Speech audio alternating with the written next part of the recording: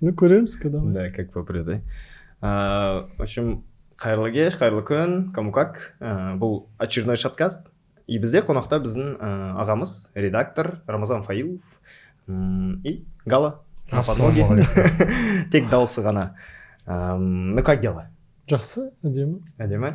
Бүгін ұйықтадық. Бүгін ғана ұйқығанды ма? Бұл айтпашы маусымашардың іріктеуден кейін, получается, бүгін 10 февраль. Тек қана осы неше күн бойы, где-то 8 күн ба? Ударный. Даже білмеймін нешінші күн екен бүгін. Неше командаға жаздың? Жаздым. Иә.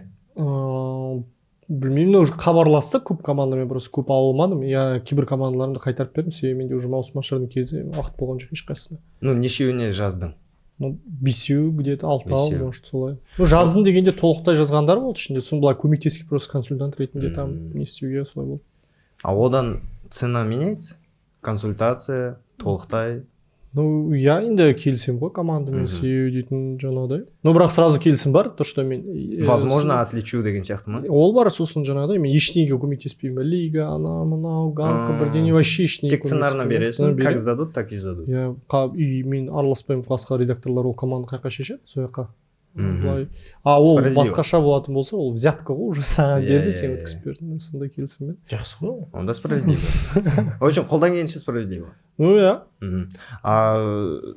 Жалпы енді негізі бұрыннан бері жазасың ғой? Бұрынғы командаларға жаздың ба, әлде осы новый командаларға жазып көрдің бе? Ну, новыйларға да жаздым, бұрынғылар да болды, бірақ бұрынғылардың көбісіне отказ бердім. Шықпай ма уже оларға? Шықпайды, и мен сендерге керек нәрсені бере алмаймын.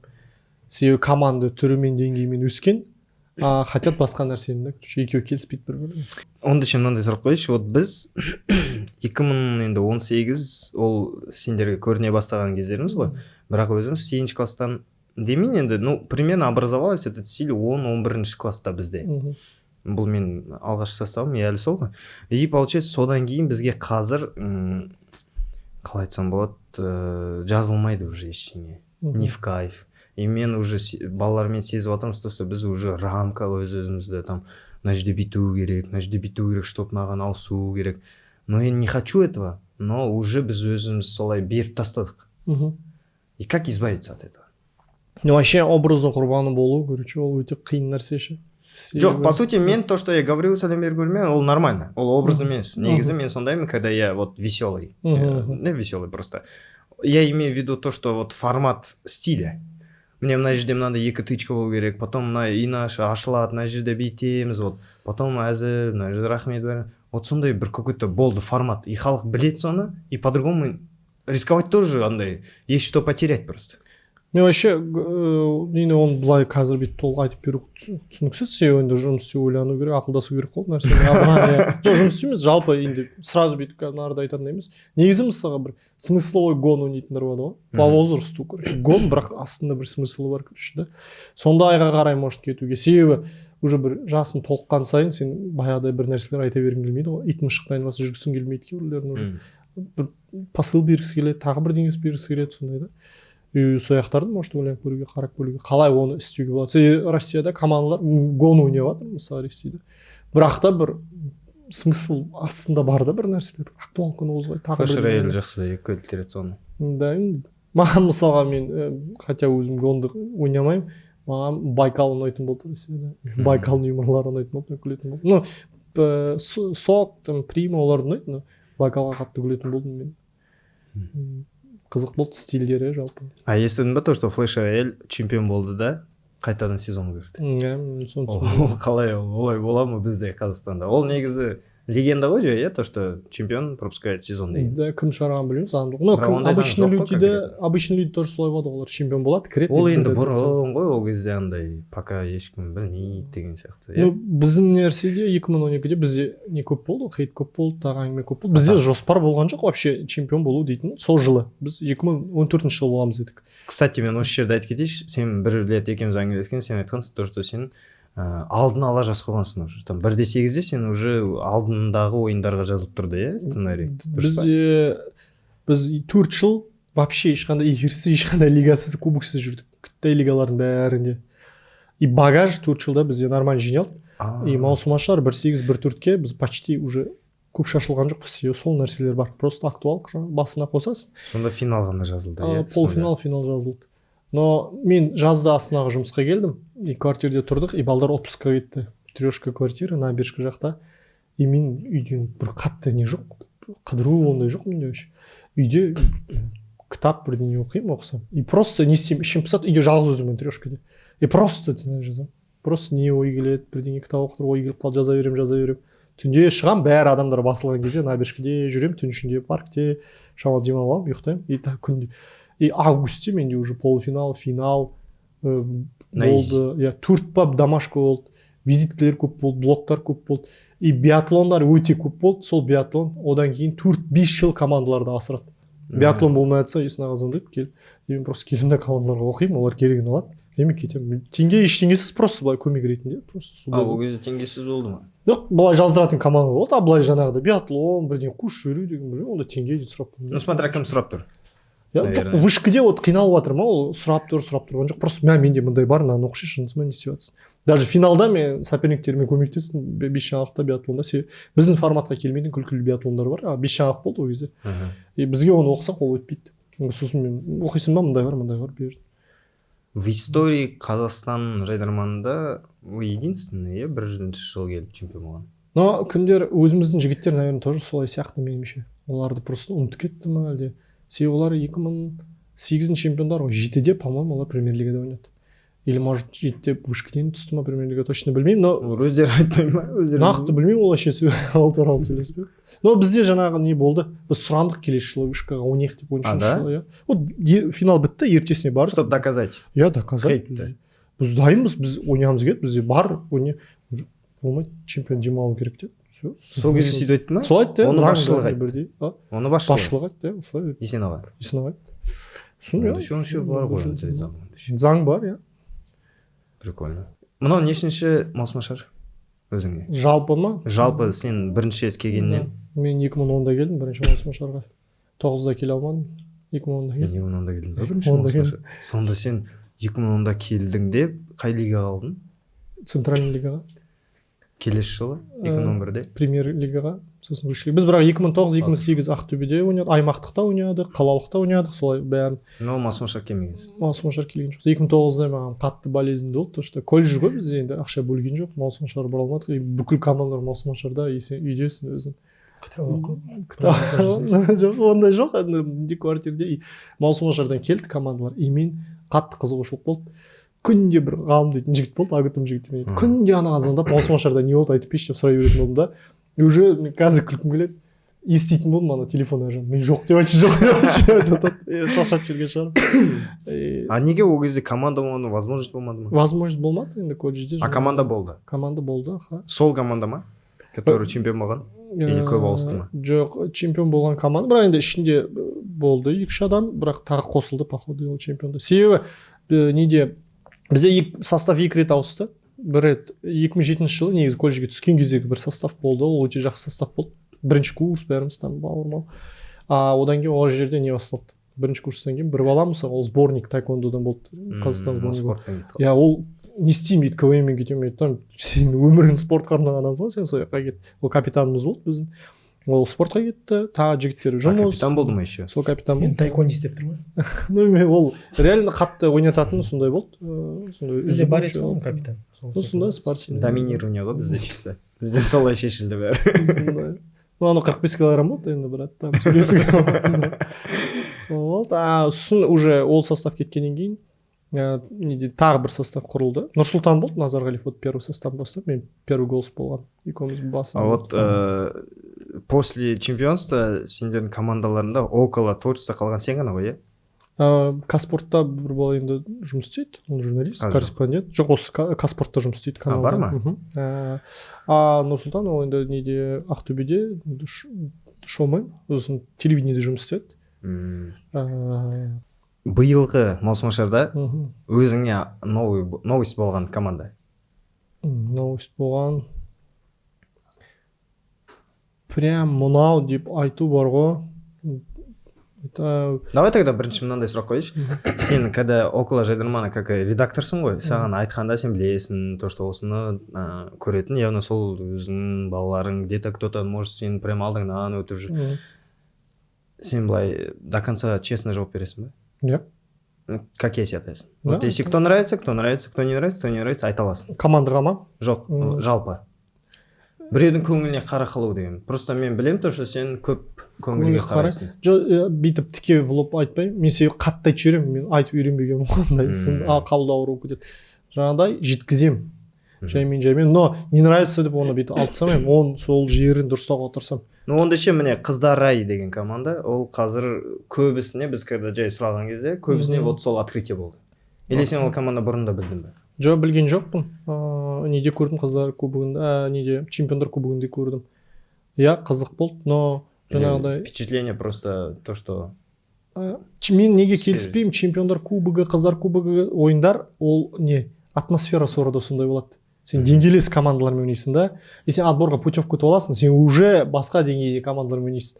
Ол кезде ана команда қатты көрінеді, отличие қатты көрінеді. Сол үшін мысалы Наматтың командалары да, Наматтың чемпиондары, бірақ енді отличие көрініп тұр да. Наматта айырған жаңағыдай, бірақ увереншілік жоқ кейбіреулерінде. Мына жерде өртеніп кетіп жатыр. Да. Кеше ол сол іріктеуде көрінді, иә. Көрінді, иә. Даже кейбіреуі прям кажется, келген кісілер жүйдан да, үлкендер де айтып атты ғой, неге қостың деп есі, андай. Иә, мен залдың жоқ ощущениесін түсініп отырмын. Неге мыналар деген. Нұрсұлтан Құрау мысалы Наматтан қосылған білмейді, ол андай түсіне алмай отыр да, не үшін деген сияқты.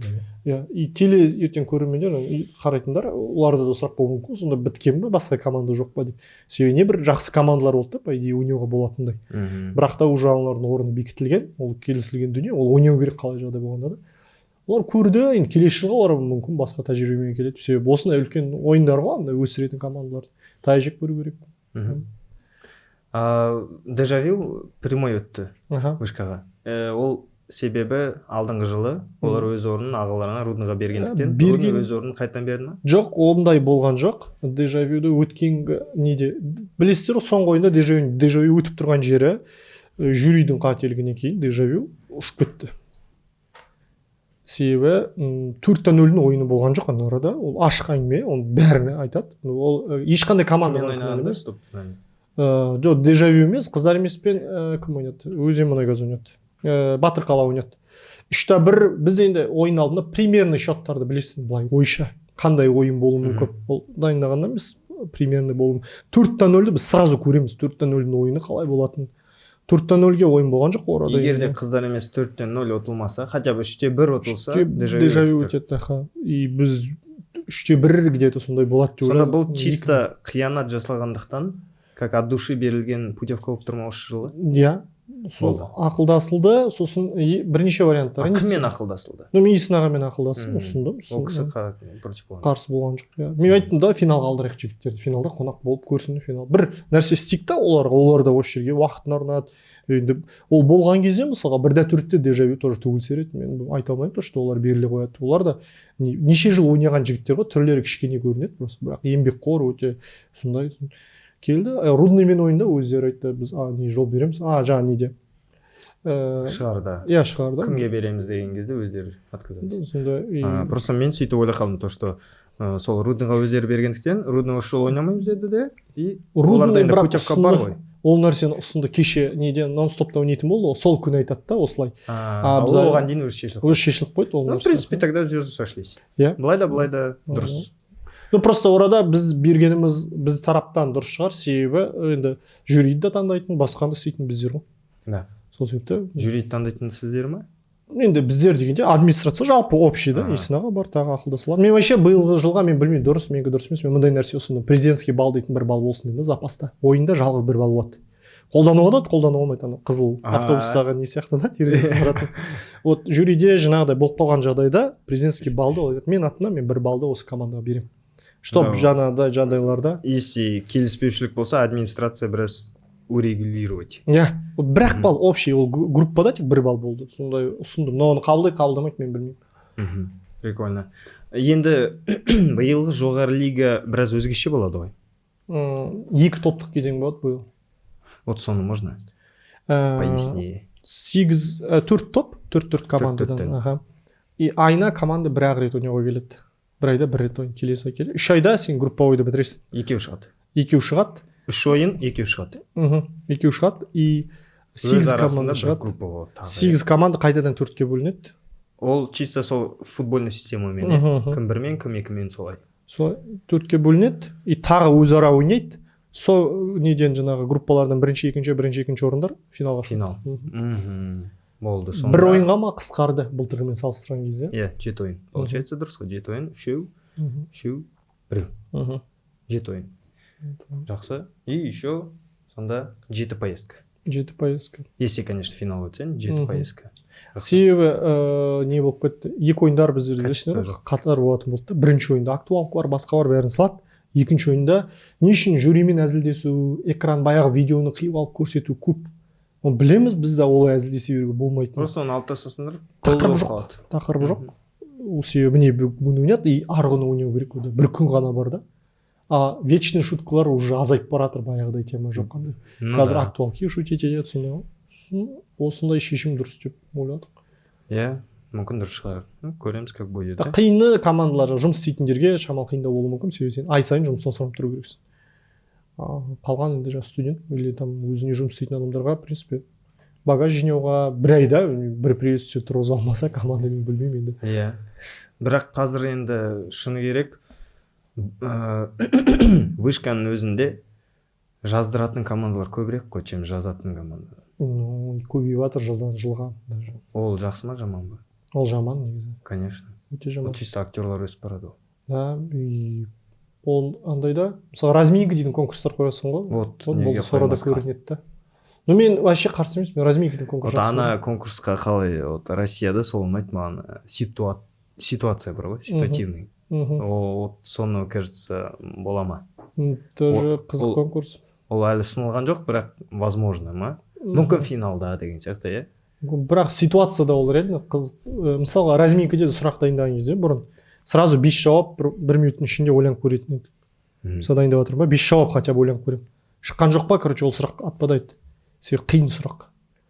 Тез әйтеуір хотя бы 5 вариант шықты ма 1 минутта, и ол сұрақты беруге болады команда. Себебі тек өз жағына ойлана бермей, командада ойлана керек. Кейбір сұрақтар бар, или кейбір сұрақтар бар сені неге фолға итермелейді да ана жауабы. Ал сен бердің ба, команда солай жауап береді ғой бәрі. И ол минусқа ойнайды да. Сондықтан ондай сұрақтардан лучше отказаться. Там жауабы пошлостыққа баруы мүмкін, жауабы вообще там бір политический қатты ауыр темаға кетіп қалуы мүмкін, расизмге апарып жіберуі мүмкін. Примерный варианттарды, ойға бірінші келетін варианттарды сондай шықса. Бізде еще бір жаманы Қазақстанда көп ренжиді, көп адам ренжиді. Өз, қалай айтсам болады, әзілді әзіл сияқты қабылдамайтындар көп. Иә. Сол үшін разминкада сол үшін тоже ойланатын конкурс ба? Иә. Себебі мысалы қазір мен отырып жюрида жаңа келген біреуге әзілдеп жүрсем, возможно, ол басқаша қабылдап қалады. Иә, мүмкін. А ол сахнада здесь сейчас айтылды, ол с вами не обговорилось и болды солай қалады. Сондай. Сол үшін опасно біраз. Мысалы, сравнительно ол жағынан Ресей жеңіл қабылдайды. Оларда, иә.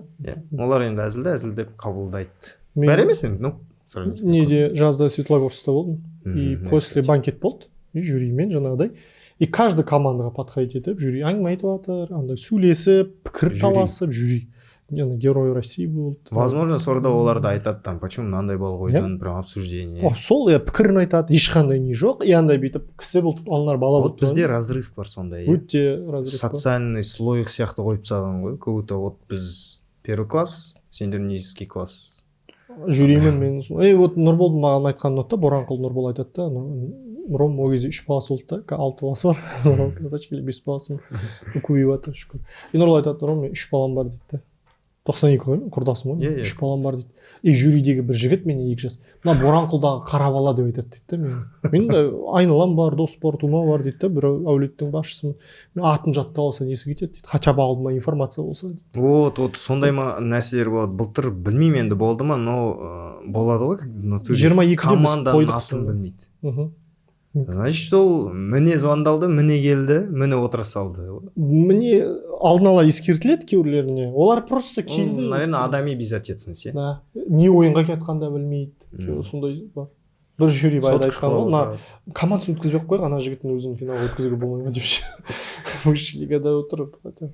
сондай қазір енді кіріп мен не істеймін, сөйлесуге тырысамын, айтамын, бірақ кейде қабылдамай қалады. Мен қашан солай істедім деп бір рет ренжиді да бір жерге. По факту, короче, мына андай как раз соңғы тур ма болыватты осы ойынның. Сондықтан по факту судить ету керек, короче, бүгін судьба уже решать етілді, короче, андай баяғыдай, ну, 3-1 гол алайық деген істемеңдер, короче, любой балл шешіп кетеді деп. И сол кезде жюри айтады, мен қашан солай істедім демейді, біз істеген жоқсыз, просто біз істемей ақ қойыңыз. Жюриде отырған кезде шынымен ойланасың ғой, мен отырғым келмейді жюриге көп жерде себебі дейтін андай. Біреудің тағдырын шешесің ғой сен арада. Сен қателігің болса қазір бір, и сен біреуді жоқ қылып жүру керексің. Ол еңбегің бір жылға сен жоқ қылып жүру мүмкінсің, группадан шықпай қалдың ба сен. Иә, қиянат жасап жүру мүмкінсің. Енді мынандай сұрақ, қай давай онша өтіп кеткен свежий сезон десек, қай командамен жұмыс істеу оңай? Редактировать еткен. Редактировать еткен. Ең мысалы по факту немен ең бір дисциплинаның командасы оған былтыр. Сендер сонда қалай қарайсыңдар? Редактирование, дисциплина бір бөлек, тыңдау бір бөлек, соның бәрін қосып барып, типа осымен жұмыс істеуге оңай дейсіңдер ме? Жоқ, әлде оған яғни жазуы да кіреді, вот это мобильность кіреді, айтқан нәрсені тез орындау, оның бәрі кіреді. Мысалы аброй дейтін командада, просто аброй айтпайын. Аброй келеді ғой редактураға, сен қалай шутка жазып кеткенін білмейсіңдер ғой өзің. Олар андай реально бір добрый намерениемен келеді да, мысалы ондай бірдеңе идеялар бірақ қарап отырсаң бірдеңе жазып жатасың оларға ше, өзімен өзі ше андай қалай тарта алатынын білмей қаласың ба, сезбей. Шынымен ашық ақтан балдар осындай, олар андай немен кетіп тұрған жоқ, біз жаздырып аламыз ғой деген де оймен кетіп тұрған жоқ, қарасаң бірдеңе қосып жатасың. Біраз енді кәш көп сұрап отырсың. Ол сондай команда болды. Жуалмен сезон басында сөйлестік. Олар ең по возрасту ең үлкендері ғой, сосын сөйлестік. Сенен үлкендері де бар. 89-да менен бұрын ойнағандары бар үшкеде. Енді ол мен жұмысым, оны түсіндіремін, короче, мен сенің неңді. Ол енді өздері де андай не емес қой, олар сол жақсы қабылдайтын балалар. Даже біз оларға прям бауырымыз ғой, қатты. Олар бізбен на одном уровне сөйлесе береді. Сол андай мысалға ашық лигада ол Тұран болды. Жүсейдің командасы, ана вышкеде вот не болды да, жуалы. Ана бүкіл несін мен бұрын ойнағанмын, немін дегенді бір жеріне тығып қойды да, жұмыс істеуге кірісті новичок сияқты. И нәтиже болды да соны. Жуалы, біз сезон басында келістік, жігіттер, короче, дисциплина, тыңдау, басқа нәрселер, короче, бәрі ретімен болатын болсын, жігітше келісіп алайық. После игры, короче, біз шай ішеміз, әңгіме айтамыз, сен жасың үлкен, там дос, біз бауырымыз ойынның кезінде. Все, и олар соны нарушать еткен жоқ. И редактура ерте келеді, прям қатты желаниемен келді. Получается, ондайше жұмыс істеу жуалмен жеңіл болды. Жуалмен жеңіл болды, абыроймен жеңіл болды. SU андай юношеский максимализм бар ма, реально сол нәрсе оларда болды. Олар шаршамайды, оларда 5 жылдық андай желание болып тұрды. Полуфиналда өздері келді маған уже. Мен үй соғып аралаймын. Ең қызығы сіздің үйлерге көп соқпаппын, жаңа ойланып отырмын да. Бізге никогда соққан. Да, вообще никогда. Бізге ешкім никогда соққан жоқ. Да, ну сендер басында өздерің не болды, өздерің былай болдыңдар. Ондай не хотите, короче, сондай болып көрінді. Просто бізде андай бар, бізді сезу қиын. Біз 2018-де финал болды ғой. Сол кезде сол финалға дейін өзіміз жақсы жеттік те. Мүмкін көрмеген шығарсың премьер-лиганы. И финалда... Мен залда болдым даже. Финалда ма? Алматыда болды ғой да? Иә, мен болдым залда. Финалда. Оған дейін ойындарымыз көрген жоқсың. Мен фестивальда осы жақтағы ойынды. Сен бізді қорғадың ғой, премьерға ұсынған сен болдың ғой. Иә, кстати. Форма олмай қалды, сендер гала-концертке сол үшін шыға алмай қалдыңдар. 36-дан 35-і галкаға өтті ғой. Екінші турда. Бірақ команда өтпей қалды, біз 8 семей болды, мен оны точно помню. И семейда андай азайту керек болды. Себебі галка только семейный ойыны болды. Пожалуйста, азайту керек бір команда. И қараймыз, вот сендерге Роналду дейтін шутка болды. Білем, не істейтін. И форма. Получается, оған дейін өзіміз ойнадық та, финалда бізге ағаларымыз келді, Альянстан, Аягөзден, Элементтен. Ол олардың күнәсі емес, олардың видениясы басқа. Олар осылай жазалады, осылай ойнай алады, а біз басқаша жазамыз, басқаша ойнаймыз. Сол үшін бізде өз арамызда каша-малаша болды, финалда вообще обосрались. Последний орын алдық. Содан бастап біз желательно ешкімді жолатпаймыз деп шешкенбіз. Ну, қазір ақырын это убираем, конечно. Просто біз полный кіргізбейміз уже команданы. Ну, ешкімді полный етпейміз. Мысалы, просто болады ғой, мен өзің бір әзілге сеніп тұрасың да, біреу көрсетесің, білмеймін де қалса, бол сен басыңа кіріп алады, сол білмеймін деген сөз кіріп алады да. солай шатыс кеттік біз финалда. А қазір біз бүйтеміз, мысалы жаздық мына чоста бір-екі нәрсе жетпей тұр, барма дейміз. Вот солай лучше екен жазған. Я, но факт есть факт, то что сіз бізге никогда келген жоқсыз. Да, мен сендерге мен түсінетін болдым, то что мен сендерге көмектесе алмаймын. Просто сен бізге еще 2019-да ғой деймін, или 2020-да ма бір рет айтқансың, сендерді мен как и Фемиданы сезе алмаймын дегенсің. 2022-де Елорда кубогында сен айтқансың, сендерден вроде өтпей тұрған нәрсе өтіп кетуі мүмкін. Так же и как Фемидада. Фемидада, мен Фемидада сезе алмаймын дегенде оларда не болды? Пихать ететін болды олар. Атмосфера создавать етеді, сен бәрін кіргізіп алады, соны гамма. И сендерде сондай тема бар. Гамма азалып кіріп кетеді. И купиатада сендерге күліп отыратын болды ғой мысалға. Иманды ұсынатамыз. Сондай болды да, үлкен кісі ғой былай қараса, ана юморды түсінбеу. Біз сендерге айтатын болдық қой, жүруден қорқамыз, біз всегда сендерге бірдеңе жүрген кезде кесір тиіп кетпесін. Сондай нәрселер болды. Болады онда мен түсінбейтін командалар. Тогда осындай сұрақ, қай командамен қиын болды жұмыс істеу? Мен кірпіні түсінген жоқпын. Келді ғой сезонға, мен бірінші ойында вообще бәрін алып сауаттым ше, түсінбеймін. Не ол, не нәрсе мынау? Солай. Сосын барып ойында қараймын, соны өткізеді соны ше. Қалай өткізеді мен? А сен қалай сонда қалдырып отырдың? Жоқ, ладно деп па? Уже жоқ нәрселер ше, соны келе береді соны нәрселер. Сосын енді жинап, соны тазарттық. Өзім бірақ кім қасиет айтты, ол ана неде ашықта сол редактор етеді, олар өткізеді соны деді. Мен ашықта ойындарды көрмеппін. Финалды ғана көрдім, мне кажется, өзің отырдың ба? Жоқ, финал болған жоқ. Премьерканы көрдім. Финал Астанада болды. Яғни ойындармен бізде қатар болатын болды ғой екі ойын. Именно үшін ойынмен кетем да, командаларға бару керек, түзету үйлерінде ашыққа вообще көңіл болмаппын. Только фестивальде көрдім, келді, ойнады, и то нон-стопта сразу без редактур, без ничего. Қаран көрдім. Өте опасно болды ма? Да, өте. Ну уже ничего не решишь, олар уже вышли. Да, ойнауға трошки. Жоқ, олар нормальный сезон берді. Ең қызығы сезон болды оларда. Олар бірінші орыннан стабильно келе жатқан, бірінші орынмен шыққан солар болды ғой группада. Получается, жұмыс істеу кіммен деген жауап болған жоқ, қиын. Нақты ма, қиын? Бізбен қалай болды мысалы? Сендермен облегчу ситуация. Да, от жоқ сендермен неде жаңағы діни темаларда мен кешегі айтқан дүниелерде мен көзқарасым басқа, сендер көзқарас басқа, мен түсіне алмай кейбір нәрсе түсіне алмайтын болдым. Мен көбі айтты, ана бір командалар айтты, бізді шауатсың сен дейді. Мен шауып атқан жоқпын, мен түзеп аттым жігіттер. Біз вот честно айтайын, біз никогда саған андай не болған жоқ. Вот мен лично сенмен редакторда андай болады прям трес қаламыз ғой. Хотя мен чигомын негізі. Но иногда енді өзің жазған нәрсе үшін обидно да, сол үшін до конца барамын. Но мен никогда злость болған жоқ саған. Сен вот мені етіп атсың. Я знаю, что это процесс работы. Да, процесс работы. Мен солай ғана қабылдаймын тоже. После ол сахна артына шықтың и да, айтатын нәрсені айту керек. Но мен никогда өйтіп обида вроде саған айтқан жоқ. Қолданыста қоймай. Не ол жұмыс қой, солай қабылдау керек. Өмірге араластыру мен вообще командаларға да солай айтамын. Давай өмірде просто дос болайық, не істейік. Неде редактурда дос болып кетпейік только. Толықтай мына командамен қиын болды деп айту ондай жоқ. Белгілі бір командалар болды, бір жерлерінде қиын болатын кездер, түсініспеу. Көп жағдайда неде болады ғой, финал болады ғой, сол кезде өте қиын болады командалармен жұмыс істеу. Бәрінің ойында бір не пайда болады. Маған әдейі істеп жатыр. Бізді чемпион қылмау үшін бұл массондар деген бір ой пайда болуы мүмкін. Сондай, короче, бір сказкалар пайда болады.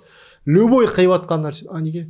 Сосын командалар жаңағыдай түсініксіз болып кетеді, сосын айтамын, жігіттер, бұл жерде бәрі әділ, мен еште істемеймін, бәрі дұрыс болады. Не бар, соны айтып жатырмын қазір сендерге деп. Менде болды командалар, которые шутканы айтып бере соң, мына шутка жігіттер минусқа ойнайды деген командалар болды, тыңдамағандар. Сосын былай айттым, давай жіберем ол шутканы. Ол кезде былай чемпионат қой. И мен жюридің түрін бағалап отырамын да, шутка ойналған кезде жюридің түрі бұзылып кетті да, и приветствуем сол шутка үшін төмен балл алды. Мен после игры шығып ерінбей сол команданың үйіне бардым, шутканы обсуждать еттік. Қай команда? Ол кезде кімдер болды? Так. Өзен болды, баяғы өзен мұнайгаз баяғыдағы. Бір шутка болды. Шутка күлкілі, фоловый шутка болды. Мен достарымыз айтам, мынау фол жігіттер минусқа ойнайды, но сендерде күшті приветствие тұр. Жоқ, там нормально на шутка жыртады бізде ауылда жүрмей. Ауылда ол жыртады, мияқта қазір сен түсінбейсің. И сол несет фолға ойнады, короче. Сөйтті приветствиені сол шутка үшін төмен болып қалыпсың барын, там жігіттер менен солай болды. Все болды, короче, келесі, короче, не істемейміз. Енді жаңа достық нәрсе ойнап кетті да орада, бір оны түсінісуде. түсінікті. Вот сұрақ, шатыр дегенде қандай ассоциация келеді? Бірінші бүйтіп жай естіп қаласың ғой, навскидку. Гон болды баяғыда. Қазір Маған вообще ана вышкадағы бірінші сезон бар ғой сендердің. 2019. Вот сол кездегі шатыр ұнайтын еді. По возрасту, короче, сол кез сендерге андай келетін болды қазір. Қазір сендер уже өсіп жатсыңдар, короче. Сол кездегі андай нәрселер тентектіктің басқашасы, короче, бар ғой. И то, что ана ұнайды. Команда мектеп кезінен бірге, әлі бірге жаңағыдай дүние. Дисциплина, тағы бір нәрселер өзінде бар ғой іштегі дүние. Сол нәрселер маған қатты ұнайды. И жаңағыдай план бар өздерінде, сонымен жұмыс істеп жатқандарың, то, что бірдеңе түсіріп жүрсің, бірде істеп жатасыңдар.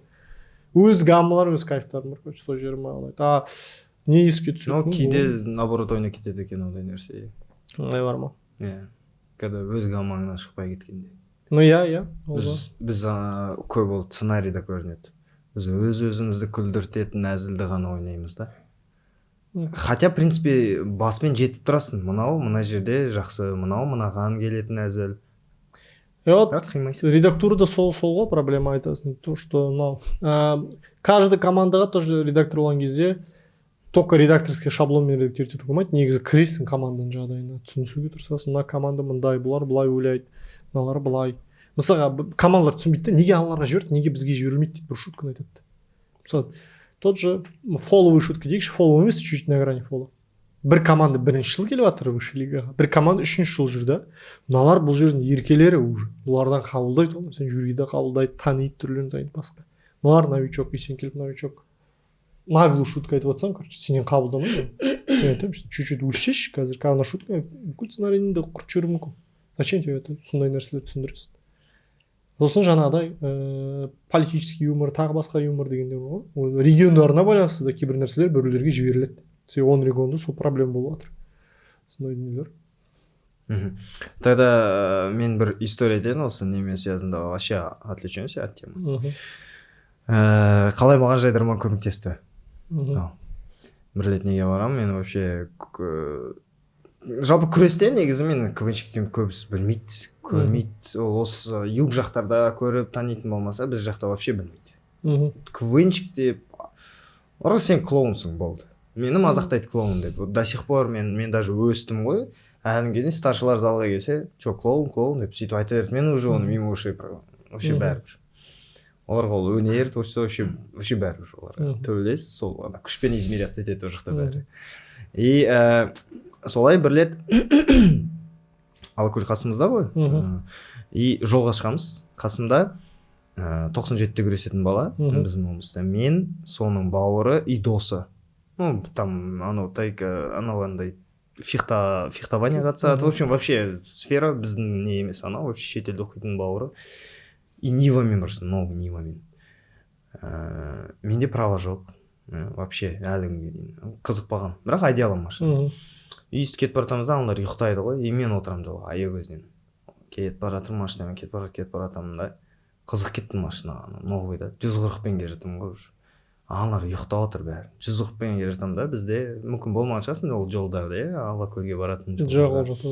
В общем, андай жол бар. Таскескен деген жерден бастап идеальный жол басталады. Идеальный прям. 140-пен келе жатырмын да.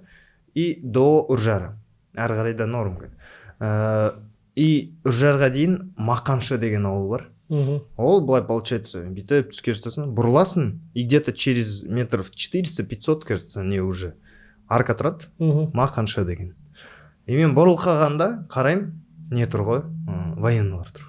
Военный гаишники, 3 военный гаишник, кәдімде пост тұр. И алдында бір пассат тоқтап тұр ғой. А мен 140-пен келе жатырмын. И мен тоқтай алмаймын уже. Мен до конца басам, қатты емес, но бір 20-мен кеп соғам ғой анан. Фаркопқа хотя бы соғам. И андай ғой картина, соғам, и бүйтіп бәрі бұрылады. 3 военный гаишник и хозяин. Бүйтіп бұрылады да маған. Мен қасында бәрі ұйықтап отыр, мен за рулем. И бір әйел баласымен шығады, кипиш. Ойбай, міне балам бүйттің, сөйттің, мен сол қалдым. Біраз картина ойнап отыр. Мужикті ат шыққан, пассат, убитый пассат, по идее.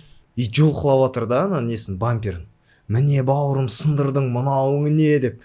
и мен бүйтіп присматриваюсь, фаркоп бар ғой білесің ба, Мгм. тартатын который. иә Сол біздің Ниваның алдында мынандай бампер бар ғой, темір. иә Соның оң жағына тигенде біздің Мгм. Ниваның бампері оң жағы сәл кір кетті да. мхм Существенно ештеңе жоқ. И ана фарковына тиген ғой. Ештеңе существенно демеген по идее.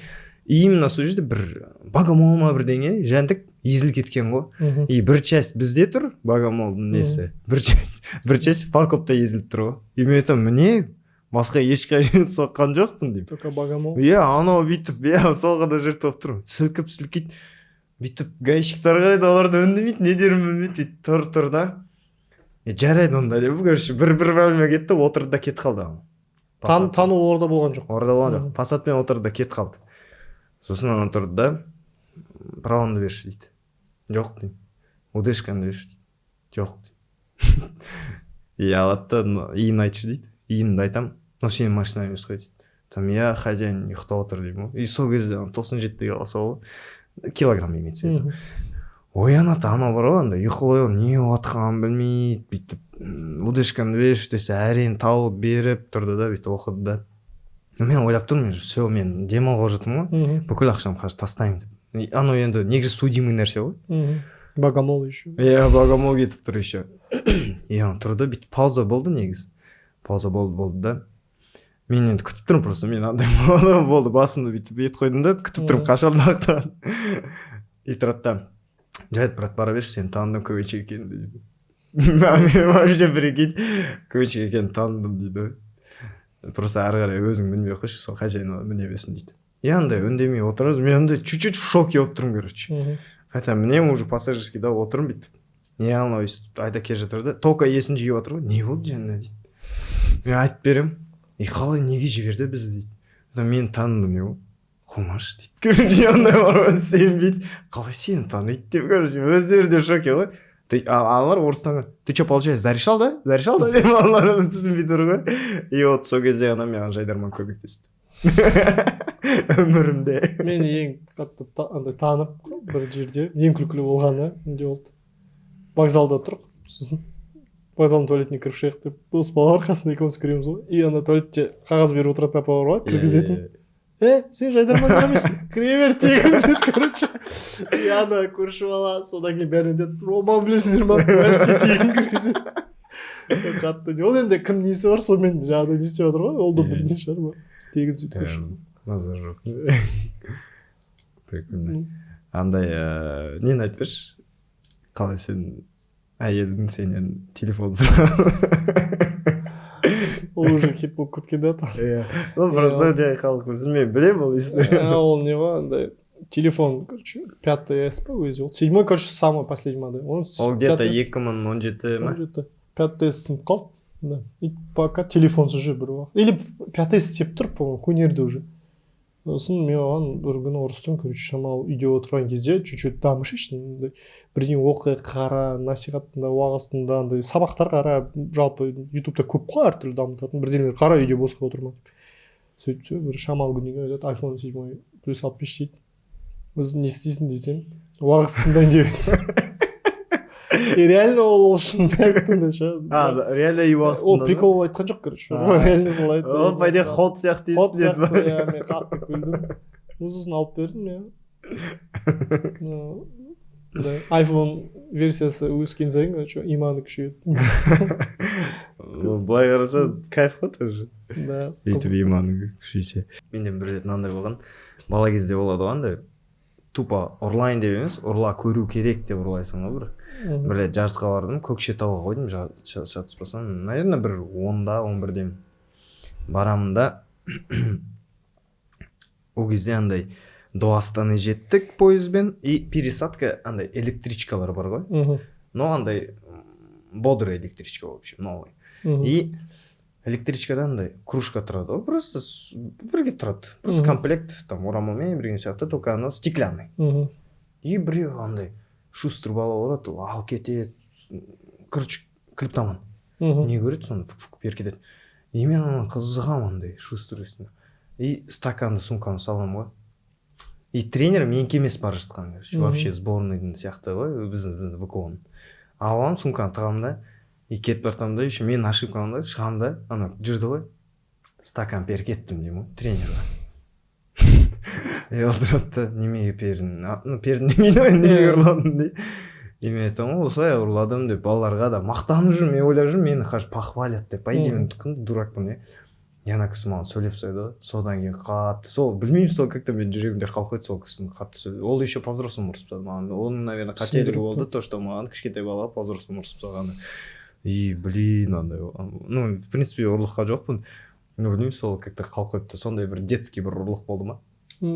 Ұрлық па? Просто ұрлайын деп емес, ол ұрлау керек деген. Почему детский дейсің? Ол осознанно болды менде. Жөнді дачада жаңағыдай алма ұрлайтын кішкентай кезімізде болды. Біз енді барып қарны жат. А былай бір зат ұрлап кету ондай вообще не болған жоқ. Оны мен аласың. Ұрлық туралы оның мынандай айтайыншы. В общем, бір рет неде жүрмін ғой. Баламыз ол кезде мен 3-темін даже, 4-те болады андай моментами білесің жай естеліктер. И мен ағам бар 4 жас үлкен. Атам үйге біз семейдеміз, ол кісілер ауылда. Зилін кіріс қойған 53-те. Оның үстінде тент бар, короче. Тент андай. Білесің тент деген не? Палатка сияқты, натяжной неде, кузовта. Үстінде секіруге болады.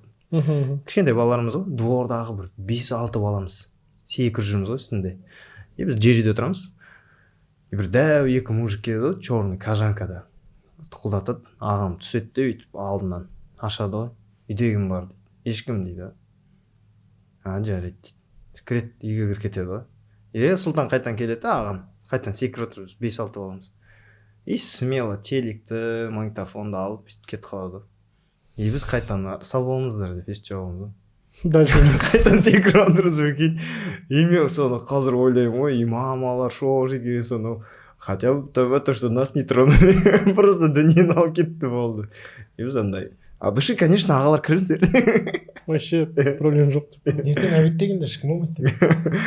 Қазір енді білмеймін, бар шығар әлде ұрлық жасайтындар. Жоқ, бар ғой, просто по-крупному жасайтын ғой. КВН-де білемін, шутка ұрлайтындар, а басқаларын көп болды көрмегелі. Кстати, қалай относишься сондай КВН-де шутка ұрлайтын? Өте не. Ол дейтін ауру ғой, ол тоже. Мен честно айтайын ба, сен российскийді көп көрмейсің ғой, жоқ, қазіргіні қарамаймын, бұрын оларды көп көретін. Мен просто көп командаларды көремін. Қайдан ұрланып отқан. Ну, айтпаймын. Қазіргілердің ба? И білем то, что... И ойлаймын, неге рома өткізді деймін да, возможно, ол көрмегендіктен де ойлаймын. Мен российский уже на юмор бар ғой, қазіргі мен тойдың қызық емес, сол үшін қарамаймын. Да, но ұрланып отқан көп дүние. Даже Маусымашардың өзінде көп дүние көрдім. Маған айтты. Мен командаларға айтамын, сіздер көрсеңіздер айтыңыздар, сен плагиатпен күресу. Енді бір команда баяғыда Индияның рекламасын шутка қылып келген ғой. Индияда телевидение болып отқан. Оны дақталу, мен редактор болсам жіберетін едім, ана еңбекқорлығы үшін Индиядан реклама ұрлау дейтін. Өте ізденіс, ол да бір еңбек, иә. Бұлай енді болады, тауып алатын кездерің болады. Маусымашарда енді үлгере алмайсың, команда көп қой. Чемпионатта көп жерде тауып аласың. Команданың деңгейін білесің ғой. Сіздің шутканың деңгейін білесің, короче. Тақ, сен мындай шутка шығара алмайсың да келдің, кімдікі сұрайсың. Енді андай нелер болады, кейбір ұқсас дүниелер. Кейде болды? Идея ұқсас. Идея ұқсас. Кейде шынымен бірдей шутка жазылып қойған кездер болатын болды. Реально сондай шутка шығарасың. Менде бірнеше рет болды. Мен Россияның эфирінен көремін ғой, қуанатын едім, то что сол деңгейде ойланадық, значит, деп ше, баяғыда ойнап жүрген кезде ғой. Бізде ондай болатын, когда біз ойнамай жүрдік қой, ешқайда шықпай, и бүйтіп эфирдан көресің бір әзілді. А ол бізде там местында ойналған деген сияқты, школда ойнадық. И ол дәл сондайды эфирдан бір рет көреміз ғой. И қуандық сол кезде, вышкадан көрдік еще. Бізден бір рет, бірінші рет, кстати, біз вообще семейде ғана ойнап жүрдік қой, школ кезден бастап. И Ананди деген шутканы білесің, Альянс ойнаған бір рет. Тарар еді. Бетке камера келетін, сол біздің шутка болған. И бізге, ол кезде біз вообще пацанымыз ғой, 9 оқимыз. И бізге бүйтіп звондап тұр ғой, ерке болған. Ол кезде прям аға, ол бізге вообще танымайды, звезда. Прикинь, біз оның финалын, 2011-дегі финалын, Nokia-дағы андай диктофоннан звугын көріп тыңдап отырмыз ғой, школда, гардеробта, прикинь, вот сондай фанатпыз ғой да, тауы. Бүйтіп звугына засудили деп бар ғой. Телевизордан көру керек. Білмеймін ғой, біз сол айтып қоймын, Олжас деген досымызды Nokia деген несі бар, ода камера түкте жоқ. Ватный камера. Сол звугын ғана тыңдап отырмыз, солай фанатить етеміз ғой прям. И сол кісі бізге ерке звондап тұр ғой, осылай ана не деген әзілді алсақ қалай деп бізге прикинь вышкаға апарайық деп жатырмыз дейді ғой. Конечно аға, конечно дейміз. И барады, и апарады, и ол қатты күледі еще бірінші әзіл. Сол кезде бір андай ішімізде бір күшті чувство алған. Ондай көп болды, менде де сұрап алатын кез болды. Кей кездер болды. Вообще мен танымайтын адамдар шутканы ойнатады басқа регионнан, сөйтсе біздің местныйда ойнағандар сол регион, бір регионға ойынға барады. Олар сол жақта ойнайды, ол регионда мына регион командасы ойнауға келеді, олар местныйын алып кетеді шутканы. И вышкіде сен ойнап отырсың, танымайтын бір адам ойнап жатады. Бірақ нормально. Иә, бізде де ұрлап алып кететіндер болды. Но ұрлап алып кететіндермен потом сөйлесетін болдық. Қазір жалпы сондай бар командаларда местныйдан сұрамай алып кетеді дейді кей кезде. Но бізге лично өзімізге біраз дико әлі күнге дейін көп лигалар андай ғой, бір-бірін кормить етеді ғой негізі шуткамен. Бізде ондай жоқ. Біз ешкімнің шуткасын алмаймыз негізі. Даже если бізде молодой біреулер болса да, біз негізі алмаймыз ешкімнің. Ну, тренер сенімен жақсы сөйлескен ғой.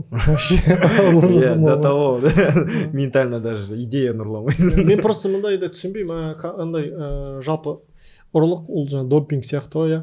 Мен солай қабылдаймын. Байда болатын болды, мен орысша нелерді қарайсың, анекдот кітаптары болды, менде көп болды да. Любой нәрсені алып тығып жүрген, сатириктердің кітаптары болды да. Алдары салып алады, сөйтіп. И бір рет алдым ба, короче, екінші рет сен миың ойланбайды. Да, возможно. Сен уже легкий путь іздеп тұрасың, не всегда. Ну да. Сен алмайын деп шештің. И қазда это как, наверное, вот авторство жалдау сияқты. Мен просто осы, мен мүмкін мен білген жоқпын. Но осы жол келгенде мен, кстати, мынау менің бірінші маусымашарым, кажется, басынан аяғына дейін бір маусымашар жүргенім. Мен всегда анда ойнап кетемін всегда. Даже вышкада солай болатын ғой. И жүрген кезде мен сильно разницаны көрдім, то что кімнен сұрамасам да автор мен.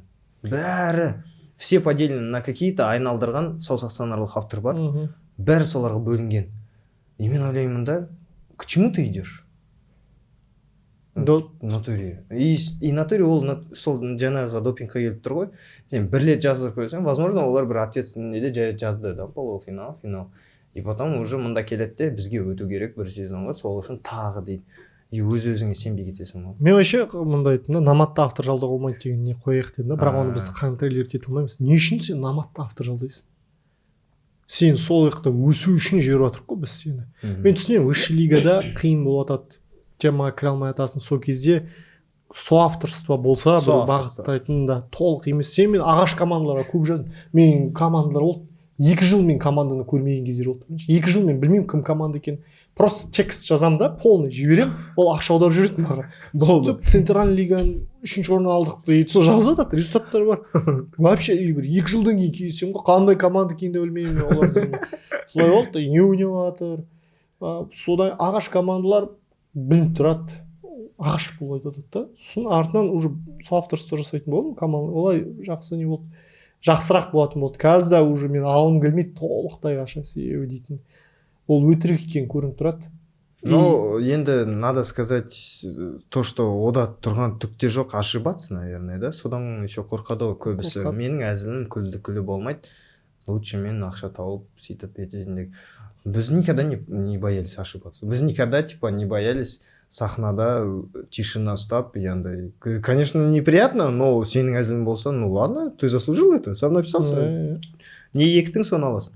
Но зато біз Сұлтан екеуміз 2019-дан бері уже у нас есть своя работа, мы еще дополнительно пишем сериалы деген сияқты. Осы жолы менің өзімнің сериалым шығады уже 60 килограмм.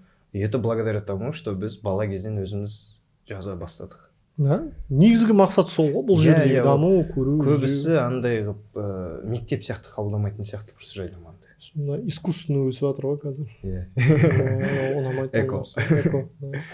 Себебі хотя бы тырысса екен, шықпай атырып, сосын уже көмек керек десең.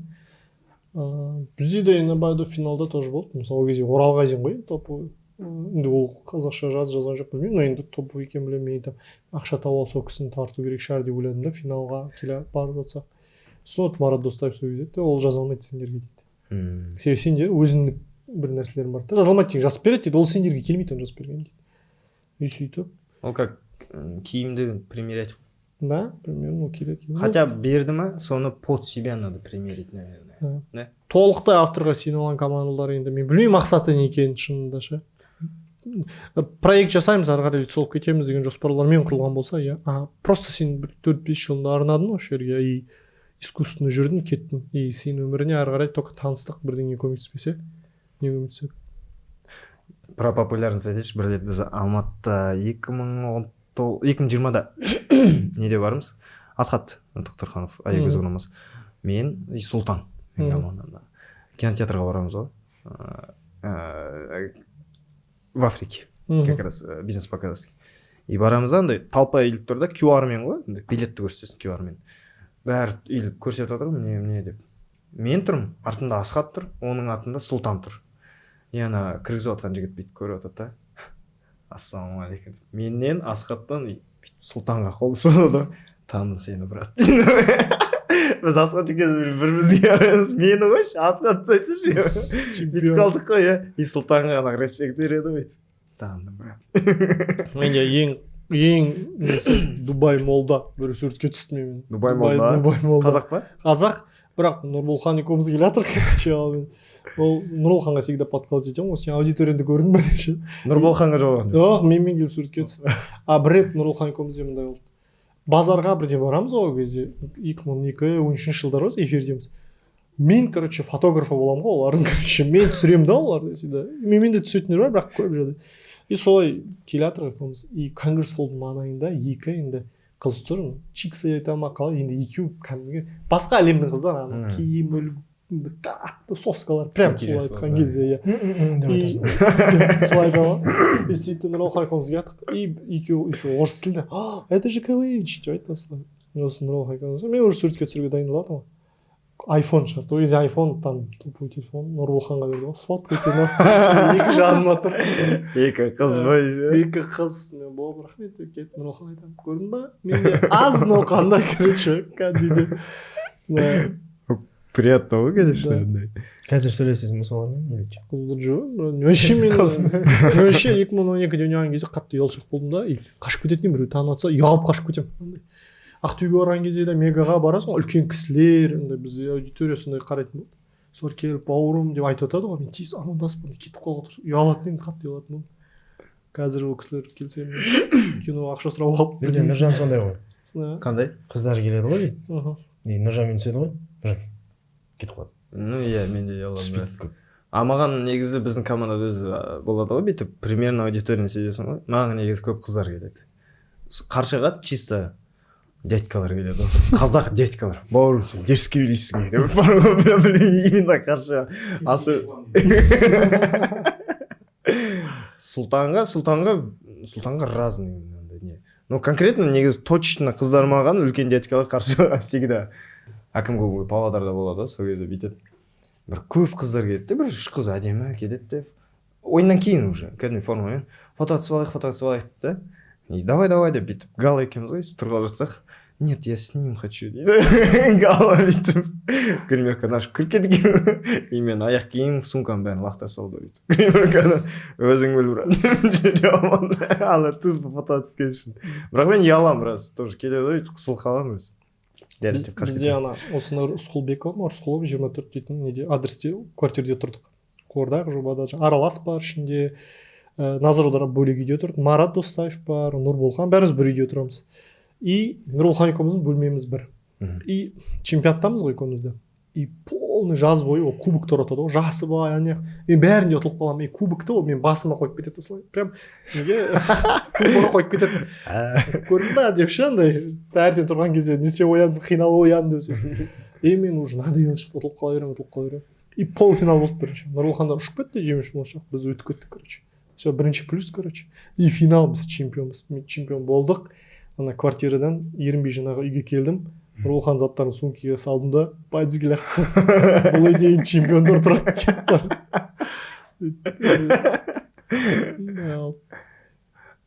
Еще ауылда мен Қандыағашта 30 ма адам тұрады. Қазір неше білмеймін. Қандыағаш? Ауданның орталығы.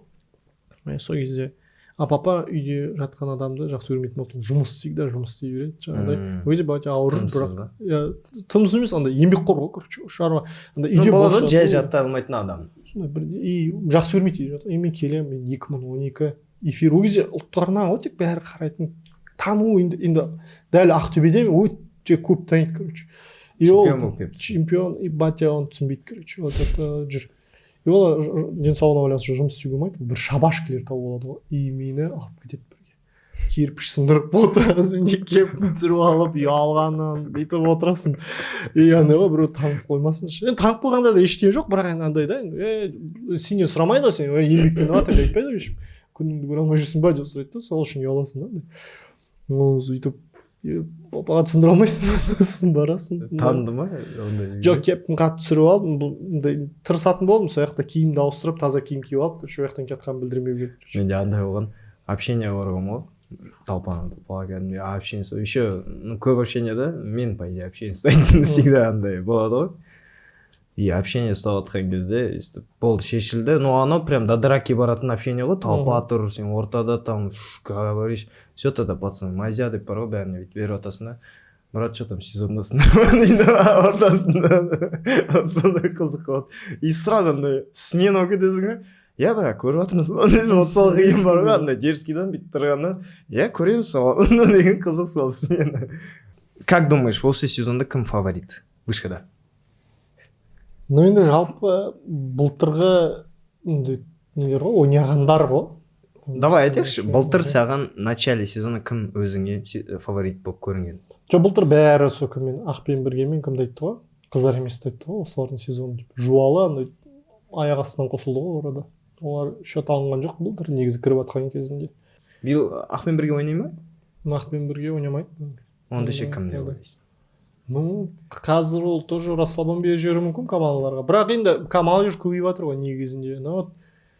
А ты просто из-за расслабона айтқың келмей ма? Иә, ол мойнына алып болмасын. Иә. Өртеп Онда закроем эту кетсе, тему. Финалда енді бәрі біледі, то, что Ақпен біргенің авторысын, бірақ толықтай ма? Вообще қыздар өздері жазатын болды бұрын. Мен қосылған кезде оларға. Олар жазатын болды. Олар жазады әлі де. Мен честно айтайыншы, мен қыздармен кейде сөйлескен кезде чухаю то, что они не чухают юмор. Мен әзілдеп кейде бүйтіп сөйлеймін, әдейі білдіртпей, и олар сезбейді. Соны негізі сеземде, и ойлаймын, блин, натуре өздері жаза ала ма екен деп. Сезбейді емес, олар ана кей кезде күлуге ұялады, ұстайды, сондай жағы шығар. Себебі мен олармен бүкіл тақырыптарды әзілдесіп көрдім, короче, сезу в принципе нормальный. Или бізді сезбедім, менің юморымды сезбедім. Олай да болуы мүмкін. Сосын олар ана мұғалім болып жұмыс істеген тағы бар ғой, ана ұстайды кей кездерде, андай завуч болған, завуч болмас деп ұрсам кейде олар. Олар жазатын болды өздері, әлі де жазады. Мен просто бір кездері болды, қыздарды жұмыс не көп болды да, олар короче ойланғысы енді жаңағыдай сияқты ғой. Есече ағай бар ғой, Рома бар ғой деген запасной вариант пайда болды ғой примерно. И сезоны кейбір ойындарында мен оларға жазбай қоятынмын. Просто бармаймын, чтобы өздері жасын ұмытпасын жаңағыдай деп. Финалда не болды? Полуфиналға козыр кетіп қалды просто. Ана әріптер. Ол негізі финальный финальный болды. Блок қой. Ол финалда ол істеп беретін блок еді прям конкретно. От тебя болып тұрды, иә ол? Ол, иә, қыздар бір кітап деген блок айтқан идея, короче, мынауған қарай кетті де как раз. Ол шықты. И маған вообще жалпы соңғы кездегі бір өзіме ұнаған әзілдердің бірі болды. Өзім который кайфовать еттім. Отырып. Иә, мен ойындаған жоқпын, бірақ көрген кезде күлдім. Бүкіл жағын қамтитын, там проблеманы прям андай әдеби, не ол сондайдың бір жақсы юмор болды. Ондай өтірік емес. А қыздар шынымен кітап өте, вот проблема қыздарда не болды? Олар өте көп оқыған, өте көп біледі, оны юморить ете алады, но зал оны қабылдай алмайды. Ол шығармаларды тағы залда білмейді. Только бір кішкентай ғана аудиторияға жұмыс істеу мүмкін да. Сол үшін көп нәрсені жеңілдету болатын болды. Абай жолын қоюға болатын еді финалда, домашка ретінде. Ойлашы, залда аз болатын еді өте. И неудачный домашка қойып айтатын болды да. Конечно, и еще бізде андайлар көп қой. Просто қалай әкелді, қалай күлдіртті ма, қалай преподнести. Бізде просто неге тіл тигізесіңдер? Абайға неге, ондай кітап вы недостойны. Вот сондай адамдар көп. И содан проблема болды. Сосын жаңағыдай қатты не болды. Хейт қой, мен жаздым ол туралы. Қыздарға хейт көп болды. Былтырғы финалда да почему-то көрермен тарапынан сендерге поблаж. Хотя бірінші рет қыздарға добор берілген ғой. Бірінші рет тарихында добор былтыр полуфиналда. Неге четверттен полуфиналға өткізді ғой. Сол кезде жалпы тарихында Ақпен бірге бірінші рет доборға алған екен. и орада андай типа сен болғасын мен вообще командаға ешқашан былай көмектеспеймін. Реттілік тағы мен қолымда, мен ешқашан өзім командама бүйтіп реттеп қойып беру короче жоқ. Қалай бар, қалай ойын дұрыс болу керек сол. И орда жюридің ұсынысы болды.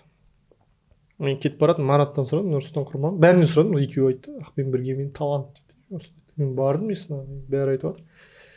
Сосын осылай ұсыныс болды. И алды оларды. Олар ойындарын істеді. Талант игры добираться еді. Да. Да.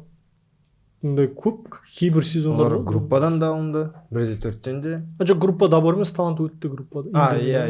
1/4-те де. Ну да. Соңғы ойындағы, Индермен ойындағы Иә, ондай. такой Түсініксіз, жақсы ойын болды. қиын, жесткий ойын болды. Алынарда да. Негізі Индерде де жақсы ойнады ол кезде. Иә, өте жақсы ойнады. Білмеймін, өзім 2-2 деп ойлап тұрғанмын негізі. Просто Жуалда қалай вообще жалпы полный финал командаларын тоқталса, мысалға, Эверест келді, олар өздері айтты, біз биыл финалды Біліп тұрды. просто көреміз деді. Үштік примерно мақсаттары солай болды. Кімде Ақпен бірге алғысы келді қатты, прям қатты алғысы келді. Желание болды. И мүмкіндік те болды негізінде. А неге капитанский андай болды? Слишком, короче, не болып кетті ғой. Қияланып кетесің ғой бір нәрсені қатты қалаған кезде, короче, сыртқы детальдарға мән беріліп кетті ғой. Ана массовка, бірдеңе, короче, и все. Наполнение емес. И мен Бағжан да бір капитанский болған, маған оны айтқан жоқ, ойыннан кейін айтып отыр ғой. Гитарамен капитанский болған онда. Прям мен айтамын, неге айтпайсың? Бір капитанский болды, өте күлкілі капитанский болды. Стриптизді спорт ретінде қабылдаған ғой, короче, и 6 па не болды, немен таяқшамен шығып, короче, бірақ смысловой болатын болды. Бағжан без қыздардың бір күн болатын болды шығып. Но ол андай қабылдау да мүмкін, қабылдамауы да мүмкін болды. Ол қабылданбаса, короче, дальше алып кетеді бәрін. Сосын қыздар да енді ыңғайсызданды. А мынау уже мынаны таңдап, мынау прям уже ертең ойын. Түнгі 5 бірде айту керек, ештеңе жоқ. Сонда түсінікті болды уже. Сондай болды. И визит, короче, қатты қалағандықтан шықпай қойды ештеңе. Просто. Рудный енді, Рудный қосылды, андай добормен. Оларда домашкілері капитанский алып шықты. Олар андай финал ойнап көрген балалар ғой, біледі да. Әйтпесе 3-6 деген ұпайдан кейін көп команда уже болды, ары қарай ойнамай қоятын сияқты. Олар до конца ойнап, соңғы турда 0-1-ге ма, 0-2-ге ма озып кетті. Читтер болған сияқты домашкада. Непроигрышный балл аз қоя алмайтын домашка. Иә, сондай нелер болды. Финал ойнап көрген опыт бар осындай. Жуалы енді. Жуалыға ағаларын алғаны Миша етеді екен қарай. Керісінше Миша етеді. Өздері ойнай беру керек еді. Өздері аз болып қалды. Иә. Ну, хотя бір алып ал, бір только ағаларын емес. В общем, өздері аз болып қалды, білмеймін не болды.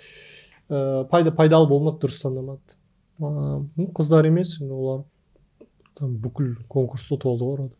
Олар тоже неше жыл ойнады, тәжірибе бар, финал ойнау білет, жазды, сбор жасады, жинақталды. Команда почти бәрі жазды ғой. Олар енді каждый команда фронтиктар ғой. Когда-то болған. Там неше, еще семейден балдар тағы қосылды, Эльдар бар, там 10 шақты адам бірге жазды ғой. 3 сайыс жазу дейтін 10 адамға принципе там. И олар өртенбей, прям четкий ойнап берді. А өзіңде қандай не болды? Прям міне финал күні кім ұтады деген оценка болды. Мен уже білдім бір күн бұрын. Бір күн бұрын? Примерно қыздар емес екен. Сен капитанский жоқ Ақпен бірге де. Но таласып көреді, ол мүмкін капитанский шығып кетер деген үміт болды. Қалғаны уже түсінікті болды. Жуалын уже шалдар келатыр дегеннен бастап мен уже дұрыс емес бұрып қойдыңдар жігіттер. Іште болды. И в принципе түсінікті болды ол жерде уже бәрі. Просто ойын алдында біліп тұрасың результаттарды көп ойын алдында, бірақ жаңағыдай айтпайсың ғой команда, настраивать етесің, давай көрінді. Іште примерно біліп отырасың. Кейбір балдарды чуть-чуть мен де түсінбедім. Жюрилердің кейбір балдарына түсінбеген кезім болды менде келісіп финалда. Былай нормально. Давай тогда осы сұрақты қояйын и осымен аяқтайық. Дін жайлы әзілдер. Ол именно командаларға ма әлде вообще былай жалпы ма? Жалпы меніңше неде енді Мысалы сен бағана осының басында айтып кеттің ғой, то что кейбір командаларға что-то заходит, от кого-то не заходит деген сияқты. Мысалы былтыр когда біз ойнап жүргенде бізден көп, ну енді солай получается, то что бізде дін мен әзіл посмешнее шығады, жазылады. Бірақ индерда да солай жазылады, бізден алынып тастайды, индерда бірақ ойналады. Қайсы әзіл именно түсіндірсем, мен саған түсіндіріп беремін не үшін екенін. Я не помню қайсы әзіл. Но бізде жалпы дін жайлы болса болды, стоп болатын всегда. Бір имам деген болды, оларда шатаспасам, бірдеңе. Жоқ, бірнеше рет болды ойым. Анау болды, айтпақшы, поверните голову налево, направо. Ну, там андай ол әзіл, вообще, короче, неге қатысы жоқ ештеңеге ше ол әзіл. Мысалы, мындай нәрселер бар. Ну, имам өтіп отыр дейді. Ну, жоқ, ол енді бар нәрсе ғой, просто мындай нәрсе бар да, діннің основалары бар ғой. Мысалы, кешегіде Қарағандының бір командасы шықты. Хиджабта бір қыздар кубогында болдыңдар, болған жоқсыңдар. Болды. Ана өлеңге Афганистан, Сирия. Өлең қате болды, ол қате болды, но именно анан ары қарай әдемі болды. Ол айтты да, мен орамал тағып, оған ешкім мән бермейді дейді, орамал тағып, бәрі маған мән беретін болды. Сабағым қалай, не ойлаймыз? Ол күшті. Осындай нәрсе болса, мен жіберем, ол нормально, короче. Бірақ бір нәрселер бар, бір кездері болды біз бір спорный нәрселерді жібердік бір-екі рет ше. Сөйтсек, бүткіл Алматы региондар бәрі ананы көріп, сондай сияқты нәрсе жасаймыз деп, діни әзілдер ойнап кеткен ғой. Толықтай кәдімгі, олар вообще қарап отқан жоқ ештеңе. Короче, что мы делаем сейчас, ол ертең үлкен угроза болып келеді. Иә, қайтып келеді. И соны қазір сөндіру керек қой, короче. И все, болды, шорт, короче, ешқандай. Но дінде де көп тыйымдар бар ғой, мысалы, былай не дейді, істелінген. Болмайды деп істелінген де, себебі оның түбі жаман басқа жаққа алып кетуі мүмкін де, қазір нардан басталған жағдайда. Сол себепті қазірден тоқтатайық осы жерден деп, сол нәрсені, себебі менде де Фейсбукта хейт болды маған, типа бір вахабит неге отырып алған редактураға дінмен әзілдеспейді, бірдеңе, там осылай. Сосын айтып, тақырып жоқ па, жетпей ма сізге тақырып басқа? Қанша тақырып бар дінмен әзілдесу дейтін. Діни мен американец имамдарды қараймын да, нелер, олар бір стендап сияқты жүргізеді проповедь. Кофе харам деген бір не жүргізіп жатыр. Көрдім. Кофе харам деген бір не проповедь жүргізіп жатыр. Ол өзі кофе ішіп тұр да, қатты күлдім анаған. Уже тақырып қозғалды. Ішінде үлкен тақырыптар қозғалып жатыр. Ол негізі тоже сол нені айтады ғой, Омар ибн аль-Хаттабтың сериал туралы айтады ғой сонда, иә? То, что вот сериал шыққанда өте үлкен хейт болды, нельзя так показывать, олар біздің не сахабалар деп. Бір ол бірақ ана жақ мнениеден қорқайды ғой. Негізі ол бергеннен адамдар тани бастайды деген сияқты. Жоқ, орада Омар көрсеткен ғой, просто адамдар вообще көрсетуге болмайды деген пікірде болған да, иә. Амларда жаңағыдай дүние ғой, сосын қалай қабылдайды. Ол все можно екен деп ойлай беруі мүмкін. Жас топтары бар, короче, болады екен, значит, кетеді ғой бәрі. И сен соның себепкер болып қалуы мүмкінсің да, и сен нарада отырсың, енді спрос сенен, Құдайдың алдында да, басқа жерде де, сен неге жібердің? Иә, келді, сен түсіндір, айт. Түсінбей жатырған шығар, басқа шығар, сондай дүниеде. Себебі кейбір құндылық, мысалы, үлкен тарихи тұлғалармен де әзілдесудің өзінің нормасы бар да. Мысалы, орысша КВНде оларда не жоқ та, бір шутить салу мүмкін. Бізде ментал бар, өзіміздің тарих бар. Шамалы бүйтіп қадағалайсың да ол жерде. Но мен лично былай қабылдаймын. Біз, когда Елорда кубогында паузадан 2 жылдан кейін оралып келіп, ана бір әзілді ойнадық қой дін туралы. Сол кезде бірінші орынға 1 миллион ұтамыз ба, иншалла ұтамыз, бұл атеист деген ана. Сол тиктокқа айтып қалды да, солай чуть-чуть популярность жинап, саған лично, именно точно біздің командаға деп, именно не деп емес, дін неге ойнауды емес, неге мыналар ойнайды деп айтқан соң басталды ма деп ойладым өзім. Себебі олар инаша етеді, еще осында айтып тұр деген, помнишь, бізге айттың ғой, маған прям дін басқармасы шықты деп. Жоқ, діннен шықты, анандар осылай түсіндіріп. Негізі түсіндірме жұмыстарын жүргізу керек. Апасын тақырып, мысалы, өнер крандары да не жазған кезде скетч, олар ақылдасады обязательно, имамдар, мына болады, мына болмайды, мына жаққа өтпеңдер, мына жақта жаңағыдай дейтін дүние. И пошлость діни тағы әзілдер бар ғой, тез шығатын әзілдер бар да, и қатты өтімді. Ол бірінші шығады. Сондықтан, короче, вообще, омен жаңағыдай ұтып алу дейтін бар ғой, ондай не сияқты. Запрещенный прием сияқты. Защиту себя айтайын. Кешегі күн, осы іріктеудегі күн. Жалпы, я білем то, что ол неден ниже колено, вообще ондай жеңіл әзіл тез шығатын рас. но біз енді черный жаққа көп ауып кеткеніміз өзіміз түсініп жатырмыз. И алып тастап жатырмыз өмірімізден. Но кеше позиция андай болды да, мен егер де ана екі әзілді ойнамағанда мүмкін олай өтпеуші ме едім, олай өтпеуші ме едім залға. А еще біз 32-шіміз. 32-ші деген это 3,5 сағат КВН. Тойып қалады. Қиын болды. Ояту қиын болды. И так что мен раз қарсы шығып, и сен айттың на свое усмотрение дедің. И солай ғана қойылған әзіл болды. И мен просто мындай нәрседен қорқамын, мен жігіттерді білем. Мен шутить етіп. Бір жігіттер ол намаз оқиды, шутить етіп, түбіне намаздарынан кетіп қалды. Ол опасный нәрселер бар да, андай бір діннің нормасынан шығып кетуі мүмкін дүниелерді. Ол қорқынышты, сол үшін мен вообще ол жаққа қарай андай сөндіруге тырысамын. Даже ортада отқан кезде біреу бастап отыр ма, ол тез қулалып алып кетеді. Негізі ол мына дін жайлы со всеми говорить нельзя деп айтады ғой. Өйткені ол үлкен ссораға келеді. Ондай ғой. Сол, мен ссорада ана арада енді сендер ойнадыңдар тоже, сендер тренд задавать етушісіңдер жастарға тоже. Оның ішінде нон-стопты көріңдер. Ояқта не болды. И ол солай істеуге болады екен деген ой болмас үшін мен уже айту керек болды ана арада. Мен де таңдап отырдым, мен отырмын, ойланып не істеймін, жігіттермен отношениеге құртып алмаймын ба? Осыны айтамын, мен енді Құдайдың сөзін сөйлеу керекпіз ғой бірінші очередь. Сосын ойыннан кейін кездестік, қолыстық, бәрі нормально, ешқандай не жоқ. Мен өзімнің жұмысымды істеймін, сендер өздерің жұмыс істеңдер. Сол нәрсе. Былай командаларға, жалпы редакторларға тоже айтарым сондай ғой. Ондай нәрсе көріп жатсаң, ол проблемаға алып келуі мүмкін ба, әр жағы, короче, сен ссорада тоқтату керексің ғой. Себебі тренд болып кетпеу керек. Тоже мен мысалға кім хан ата, тағы бірдеңе дейтін тақырыптарды көргім келмейді сахнада. Ол деградация. TikTok жеткілікті, сол жақта бола берсін олар.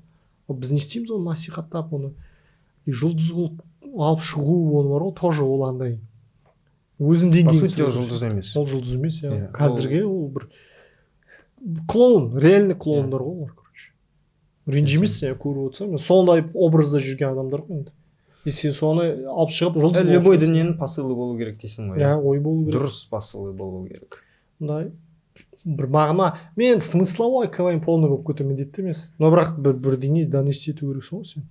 Папа не істедің деген кезде ертең балаң тоже, да, или мен таксистпен бір рет тоже солай не істеп қалдым, понятиемен жүретін таксистке.